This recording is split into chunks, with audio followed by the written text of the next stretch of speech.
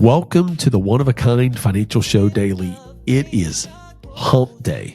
It's Wednesday, October 29th. And today, ladies and gentlemen, the Federal Open Market Committee is poised, according to everybody's thought process on the stock market, to lower interest rates again by a quarter. And why do I get excited about lowering interest rates? Because we cannot control what the Federal Reserve is going to do. Matter of fact, what they do then controls what national banks do. And listen, national banks are not going to lose their profit margins because they have shareholders and board of directors to get to. Insurance companies are not going to lose their profit margin, again, because shareholders and owners to report to. So who suffers when the Federal Open Market Committee meets? Well, you do. Because if you got money saved in an interest-bearing account that you have for an emergency fund or a rainy day fund or repair fund or as a legacy for healthcare costs. And the banks can just change those high-yield savings accounts rates like that. And we have solutions for that. And we're going to be talking about those, not on this today, right, but just in general. So if you want to get more information about what the Fed is doing today, October 29th, or if you want to get logged in so that we can send you details when we help America solve the high yield savings problem. We're going to do a webinar based off that. We'll text news, NEWS, to 600-700, and we'll make sure that you get the details on that. So in today's episode from the One of a Kind Financial Show, this past weekend, Gary and I didn't talk about the Federal Open Market Committee meetings, but we talked about the One Big Beautiful Bill and what the changes that came about that from the July legislation will do for those this year and next year, looking to take control of their taxes. See, we can sit back, just like with the Federal Open Market Committee meeting, we can sit back and allow something to happen to us, or we can take control. Same thing with taxes. Enjoy this segment and be one of a kind.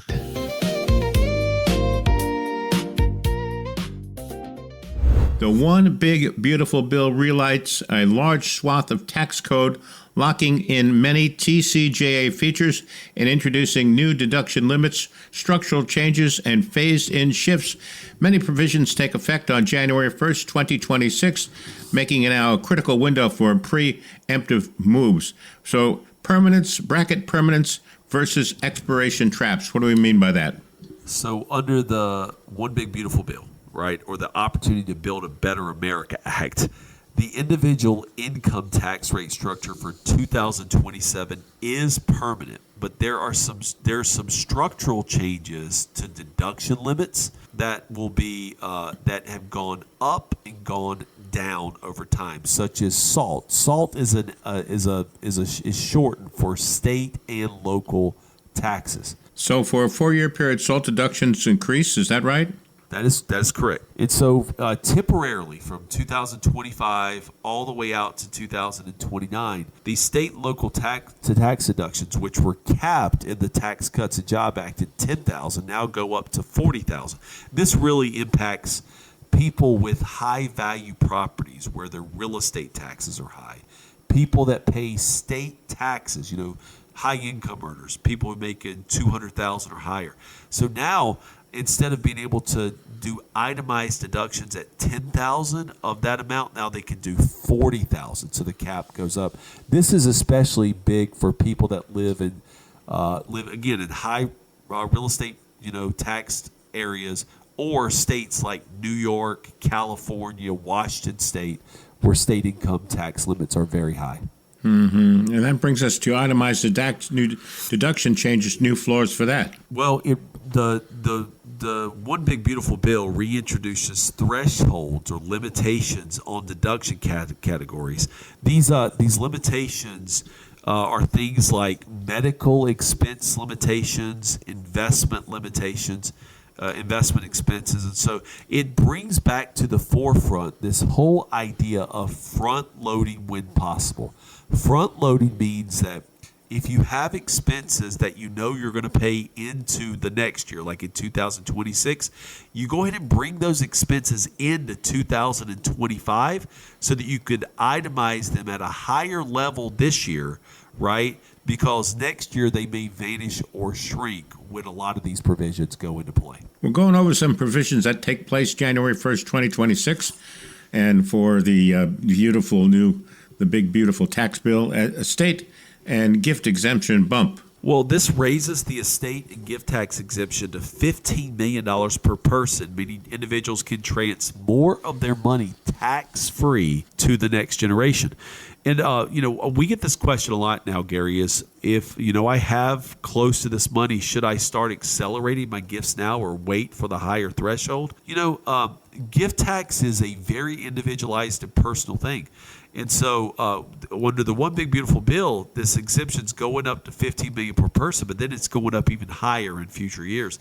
The thing about gifts, making gifts, is it's not only about the amount you give away, but it's the appreciation of your gift, or does that gift potentially qualify for a step up in basis? It's, is it a highly appreciated instrument, right? Like maybe you bought Dominion stock and it's got a cost basis of $100,000, but it's worth $1 million. If you give that $1 million worth of stock to the next generation while you're alive, they also inherit that $100,000 cost basis. Whereas if you wait till you pass away and they inherit $1 million, they also inherit a step up in basis. Mm-hmm. So giving gifts versus passing it through your estate is a very one-of-a-kind decision that we need to talk about in the legacy part when we build the one-of-a-kind financial plan. And that's what Mike does. He builds that one-of-a-kind financial plan, unique plan, customized just for you. Get on the calendar right now, 800-748-1838, 800-748-1838, or text the word IDEAS to 600-700. The show is the One-of-a-Kind Financial Show with Mike Milligan. I'm Gary Nolan, your consumer advocate. Let's keep moving. Charitable deduction rules. I guess we've got some new rules there, too. Yeah, under the Tax Cuts and Job Act of 2017, fewer people did itemized deductions because the standard deduction went so high, or they did a lumping strategy where they did all their charitable deductions one year, they skipped a year, they did them another to itemize them. Well, what this bill does is it brought back what's called the above the line charitable contribution. So before you get to standard, whether or not you do standard deduction or itemized deduction, now you can deduct up to $2,000 of charitable contributions before you even get to the taxable part of your tax return. So this re-engineering gives us a chance to make gifts and still potentially take advantage of a standard deduction or things like qualified charitable distributions if you're over 70 years old. All right, about a minute or so left. New Trump accounts. Oh, the Trump accounts. You knew he was going to put his name on something while he Absolutely. was president, right? For sure. And so he puts his name on an account that's going to be for kids, like for minors. And so for the next, think about this, folks. He's genius in like his branding. So for the next 50, 60 years, kids are going to have a Trump account. And Trump accounts are going to become as popular as Roth IRAs, who are also named after a Delaware senator. So These Trump accounts are seeded accounts at birth. So it's $1,000 that then has tax advantage growth. So any kid born between 2025 and 2028 is going to get $1,000 added to their account that is going to grow. And this is Trump is going to look like in those people's eyes, it's going to look like one of the greatest presidents ever because, look, President Trump gave me $50,000. Oh, well, tell us about the one-of-a-kind financial plan, Mike. Well, again, we stay on top of what's going on and the changes that are going to be made. And when you stay on top of it, that means that your financial plan is dynamic. It's not something that just you put on the shelf and then you never pull it back down again. So we build dynamic, one-of-a-kind financial plans for everybody we talk to, centered around paying the right amount of taxes over your life because it is the biggest expense you'll ever have. Creating a retirement income plan you cannot outlive that adjusts with inflation and is guaranteed for your life. An investment strategy that is right for you, that is clear to understand. A long-term care plan that will take care of the older version of you. And a legacy plan that tells your family that you love them. And we build the one-of-a-kind financial plan, Gary, because we believe everybody lives a one-of-a-kind life. 800-748-1838, 800-748-1838, or text the word ideas to 600-700, 800-748-1838, or text the word ideas to 600-700.